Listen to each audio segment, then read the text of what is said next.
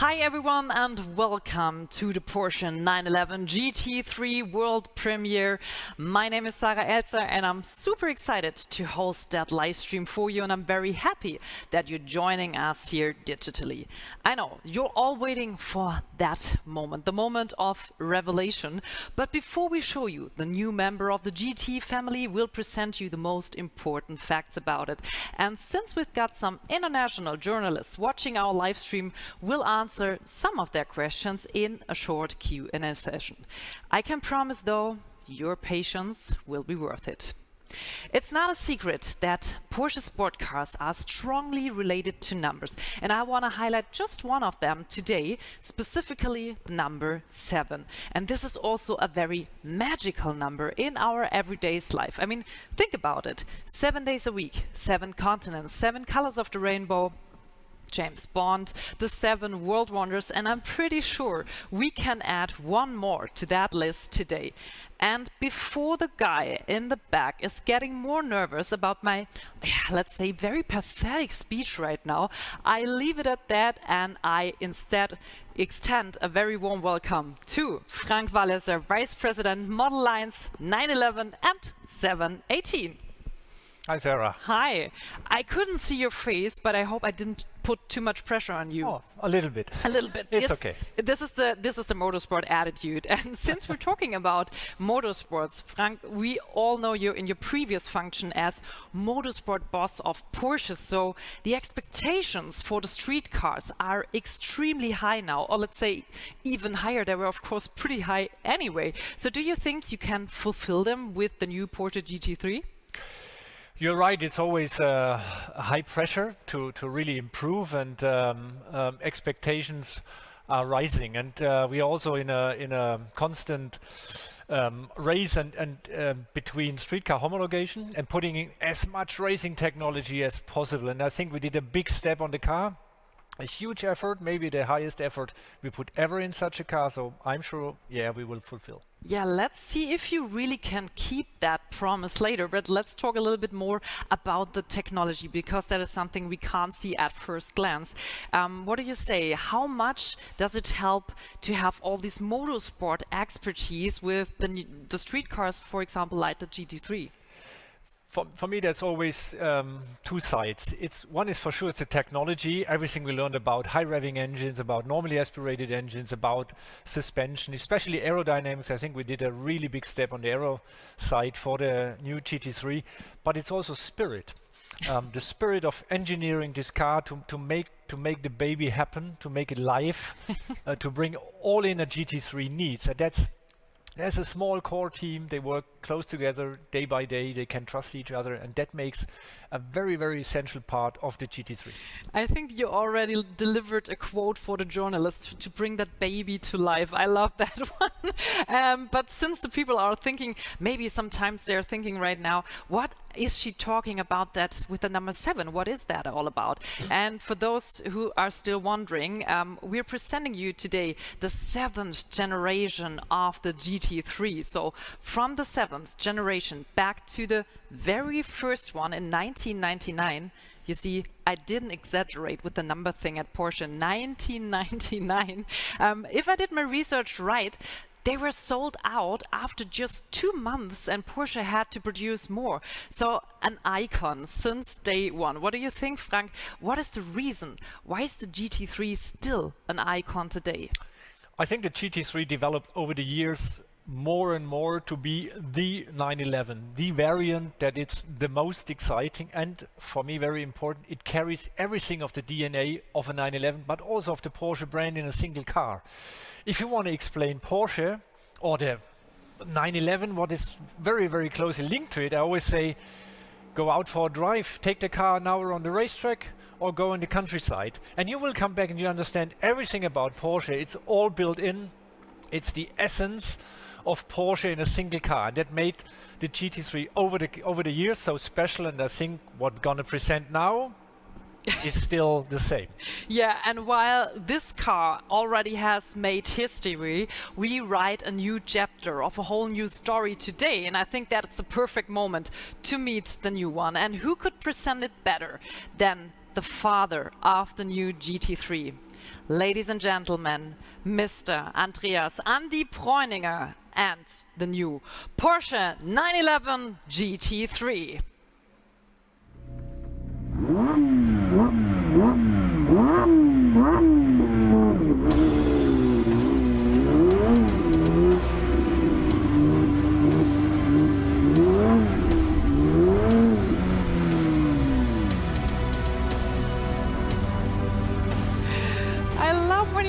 I think that's also the way he parks in front of a supermarket, right? So here he is, Andy. I think driving slowly is not an option for you, right? Well, it hurts almost driving that car slowly, sorry. That was slowly for you. Okay, I think that was a really good, let's say, sneak peek of what the GT3 is all about. We're going to talk about that later. But first of all, I want to know from a very personal perspective, what makes the GT3 special? Well, Sarah, it has been a tough and challenging race in the last 3.5 years. And I'm happy to admit I'm quite keen on seeing the finishing line and the checkered flag ahead.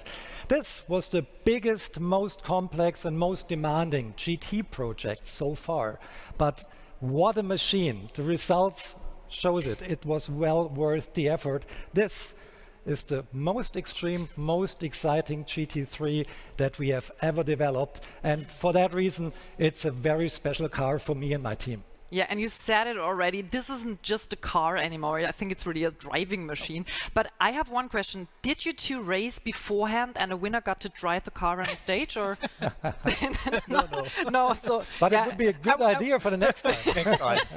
But of course, Frank, you also drove it. So what was your first thought when you jumped into the car and drove it really the first time?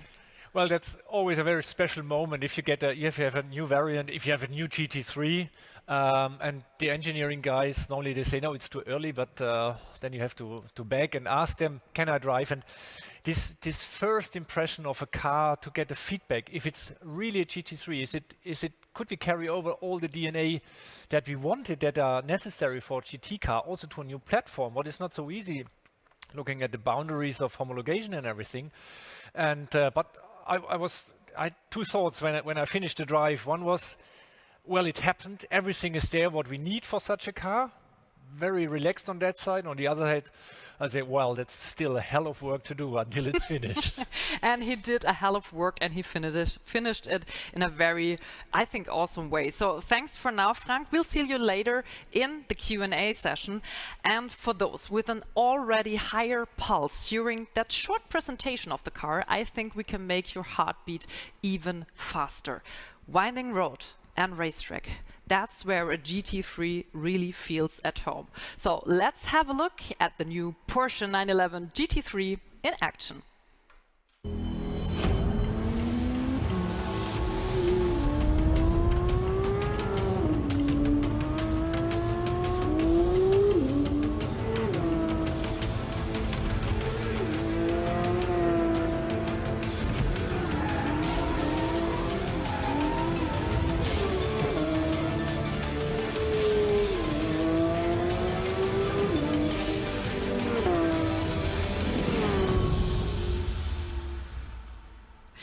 30 seconds only, but I enjoyed each and every second of it.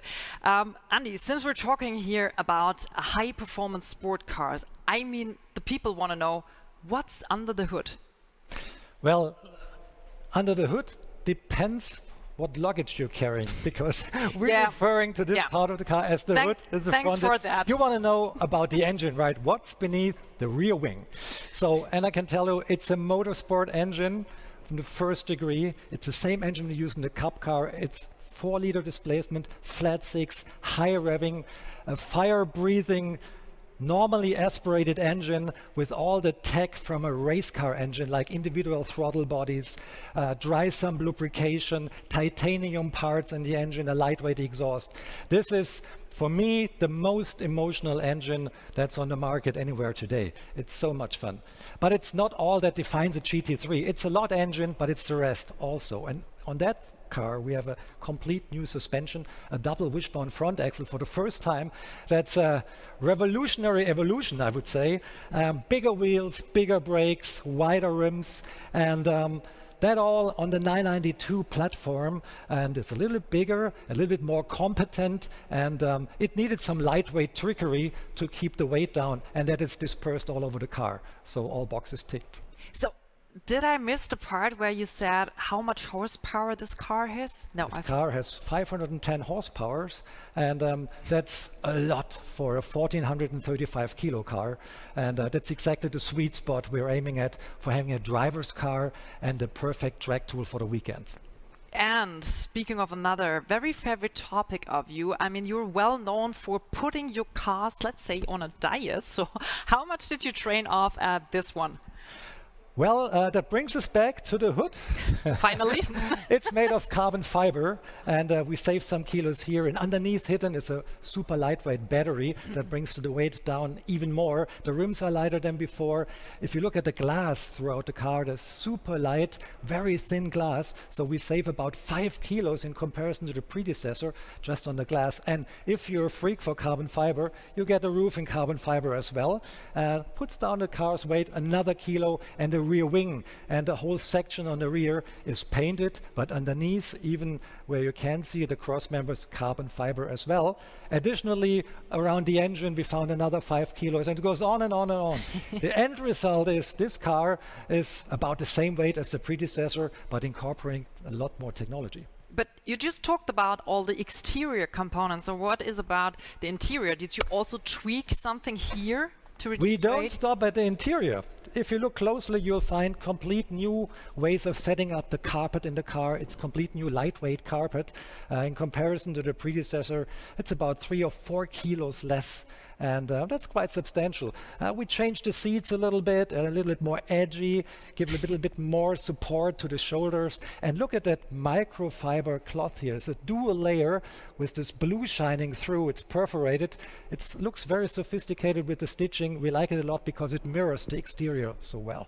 So for the record, you started that topic. So let's dive into the girly talk, because I love that application here. It's the same color as the outside color. And I learned that this color is called shark blue. So who's the inventor of, I have to mention it again, shark blue? Shark.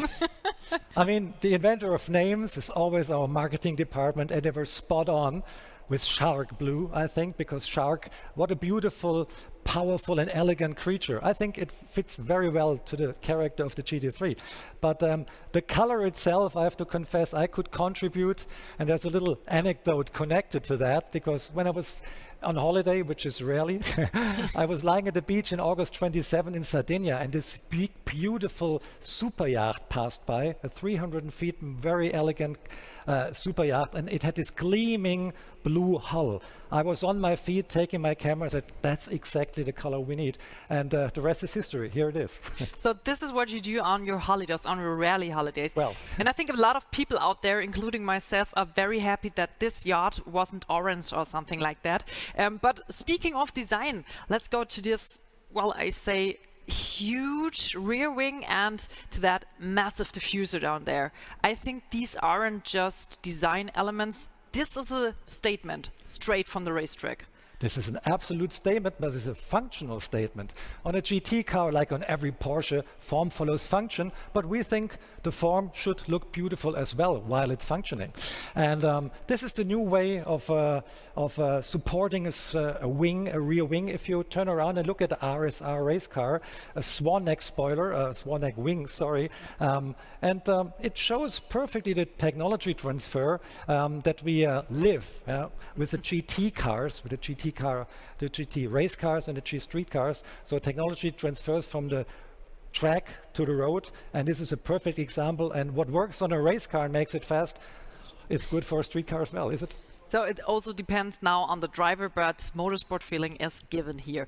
Although the GT cars are inseparably connected to you, we have to mention there's a whole team behind these cars. And of course, a lot of more energy. So technology as well, but technology. So let's have a look directly into the development of GT cars.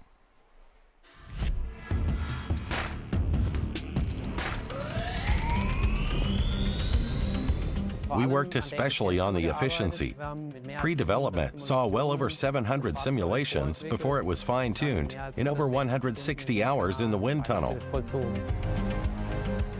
The new 911 GT3 achieves 50% more downforce than the predecessor in its delivery settings. The high downforce setting allowed us to generate 150% more downforce than on the predecessor model. For the first time, these cars are coming with an adjustable front diffuser. Its 4 different settings can regulate downforce at the front. This continues at the rear. Here we have a fully closed rear diffuser, which generates more than 60 kilograms in downforce at top speed. This time the rear wing is suspended from above. The wing's upper surface is the pressure side that is significantly less susceptible to disturbances. The wing's underside is its suction side and reacts delicately to disturbance patterns. Not only the components, but also the development methods are very much alike those of motorsport vehicles. In the wind tunnel, we don't only simulate straight-line driving, but actually check every position the car will take on the track. We let the car yaw, pitch, and roll to simulate ambient conditions on the track, which we then improve accordingly.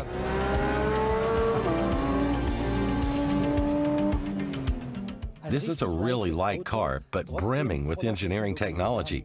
We tried to get weight out of the car wherever possible so as to convey the most agile, emotional, and precise drive behavior. Speaking of emotions, it's not only a matter of having a light car that feels precise and agile, but the engine plays a vital role too, being the heart of the vehicle. With the GT3, Legacy demands a high-revving aspirated engine with 9,000 revs, 510 horsepower, and 470 nanometers of torque to turn it into a first-grade fun machine.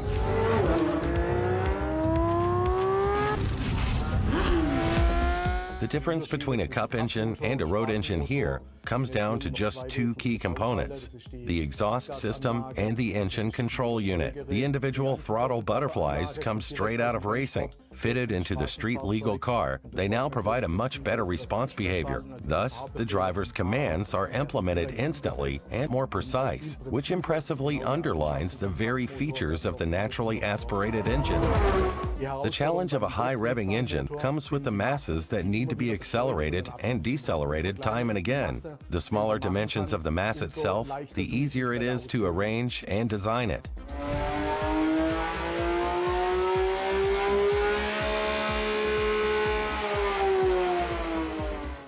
This engine really needs no sound engineering.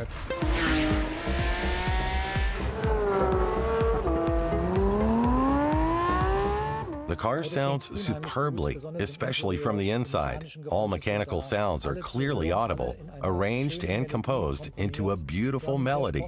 The cockpit is very sporty and clean, with every function extremely intuitively understood by the driver. We offer 3 different modes: normal, sport, and track. Specific to the GT3 is the so-called track view. It compacts all the information I need on the track or during a sporty outing to the immediate field of vision, ahead of the driver. We see oil pressure and oil temperature, tire pressures, and of course, the large central rev counter.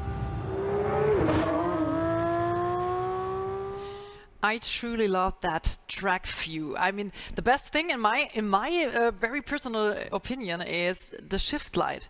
It's not necessary, but it's cool. It helps a lot. It helps a lot. And it's cool, yeah, right. Of course, it's always functional. If you put something in a car, it's functional. And you once said about the GT3, and I quote, "The emotions and the joy of driving, that's why we desire the car from the heart to the stomach." Yes, to the stomach. So poetic. But I think that's also the reason why you've tested the new one to the bone at Nordschleife with 2 very special and well-known experts. You're referring to our test driver dream team, Mr. 911, Jörg Bergmeister, who raced 6 generations of 911 race cars with huge success. Nobody knows the 911 better than he does. And Lars Kern, or should I name him Mr. Nordschleife, who has so many record laps under his belt.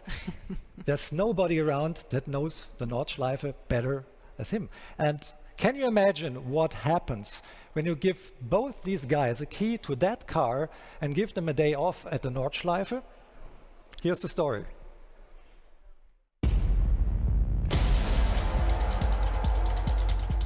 The Nordschleife is the real acid test, the benchmark in motorsports. It takes all from the car.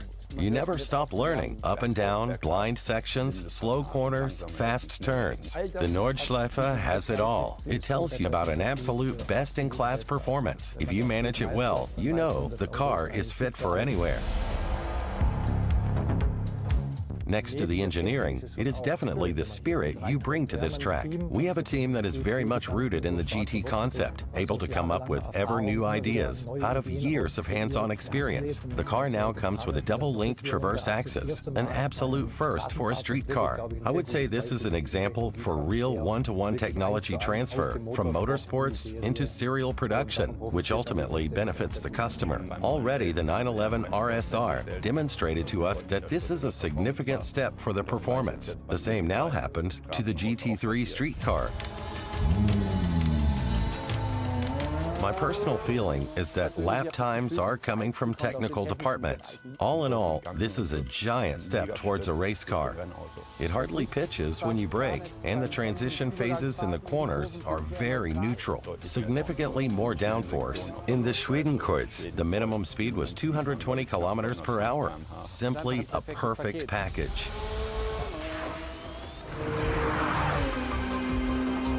"20 years ago, when the first GT3 hit the road, it was a dream car for me. The homogeneous totality of engine transmission, limited slip differently generates a tremendously exact driving behavior that after 15 minutes you had fused together with the car. Topping it all was the day when I was told we had to see what time we would be able to get out of the Nordschleife. Up until then, there was no serial production car that had made it in under 8 minutes.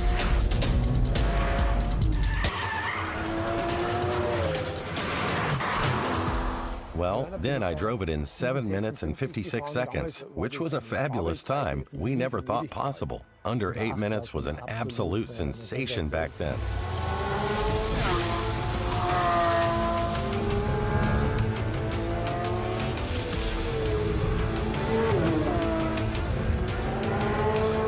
If anyone had told me that in 20 years this kind of car could do it in less than 7 minutes, we would have replied that this is impossible. 1 minute is light years. Lap times are now faster than with a 918. This in turn tells you how fast the car is cornering. We got out and said, this is the best street car we have ever driven in our lives. The car is nearly 17 seconds faster than the predecessor, which is really breathtaking, especially if you drive it like this morning, with constancy and many laps after another, with two drivers who are separated by just 3/10 of a second.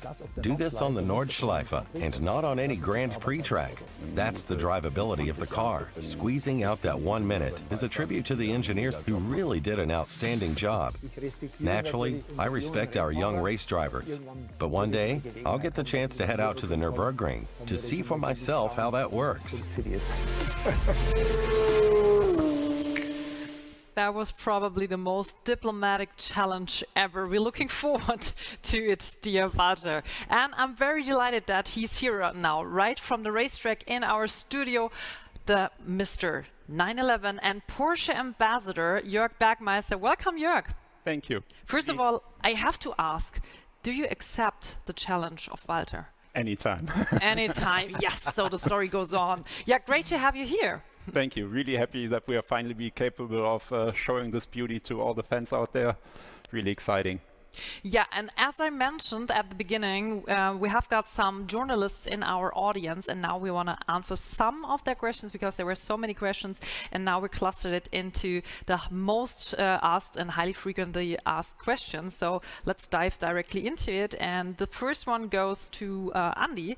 Do you offer also Club Sport package at the same time with basic version, and what does it contain? As a matter of factly, this is a car used on track days a lot, and that's what the Club Sport package is made for. And historically, from the first GT3, we offered this Club Sport package, and so will do that again.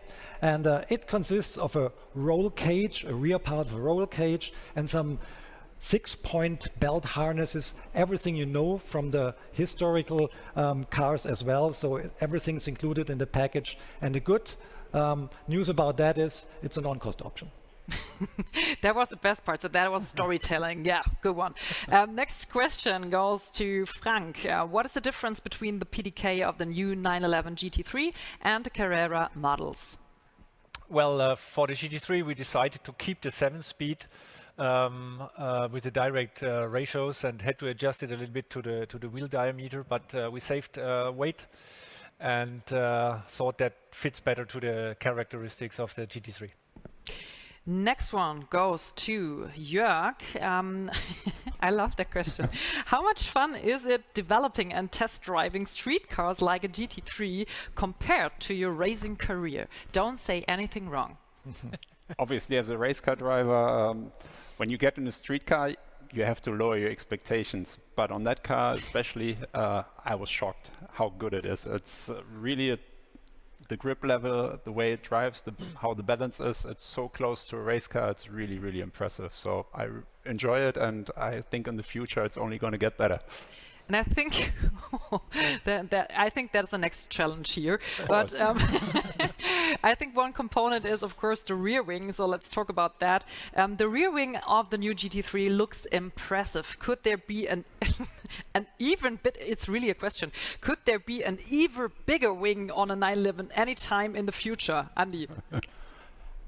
I can imagine, yes. If you look at the RSR here behind us, it's got a bigger wing, so there's room for improvement, I would say. I wouldn't rule that out, yes. So, next one, Frank. First of all, congrats on a great presentation. Thanks. Thank you. Thanks. Will you be able to offer customers paint to sample colors from the start, or will this be added later? That was something I expected. Well, let me say, we learned our lessons. We are preparing a paint to sample. It will be immediately or very quick introduced in higher capacities than ever, if everything works out. So we're working on that. It will come by mid of the year. If everything works, keep the fingers crossed, but it looks very, very good. And if someone is looking for a very special and individual color, I think Jörg has got the best color inside here. Maybe you can show. Yes, that would be exhausting on a GT3. So let's move on. But Jörg, on which sections of the Nordschleife did the new 911 GT3 improve most compared to the previous model? That's a good question. I never drove the old car on the Nordschleife, to be honest. But where it impressed me the most was the high-speed sections. I think if you compare it to the previous GT3 RS, we are evenly matched now. And considering it being a GT3, I think that makes it even more impressive. So the high speed was definitely very, very impressive. And speaking of sound, we already heard in that video that sound engineering wasn't necessary. But yeah, we have to talk about that. How did you manage to maintain the typical GT3 sound with OPF in the exhaust, Andy? Well, we didn't have to do so much things, to be perfectly frank. This engine has an inherent good sound, and you can't spoil it with whatever exhaust you're putting under the car. And you have to consider that on the predecessor, we had 2 outer dampers and a damper in the middle. Now we are only having the center damper, and the particulate filters and the catalyst, they function kind of as a damper as well, and so we don't lose any noise. And even the back pressure is not so much bigger than it was before on the outgoing model. Now I've got a very interesting question. I'm really looking forward to your answer, because this is, I think, the question of the questions. How does a car like the GT3 fit into the electrification plans of Porsche? Frank. Ooh, that's interesting. It fits, from my perspective, very good, because it's still the DNA of Porsche, and we want to keep the DNA. And second is we published that we are doing our research, and we have partners to look in the subject of synthetic fuels. What we see is definitely something what could help to reduce the CO2 emissions worldwide, especially for the existing fleet. We want to test this in motorsport, and it also fits to GT3. We have no downside by using this kind of fuel.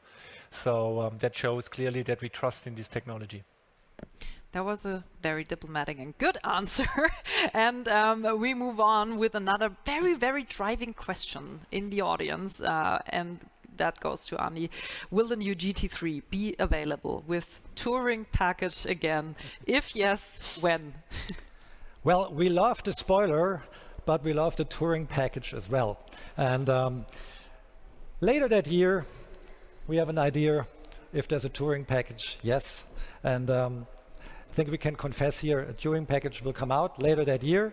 And it has been very successful. And we have found this new niche very interesting for us and for the customers. So clear yes to that answer. And the people out there are sitting there like, whoo. So, good job. Last question goes to Frank. The naturally aspirated engine was applied here, keeping in line with the 911 GT3 ethos. But was a turbo engine ever considered for this new model?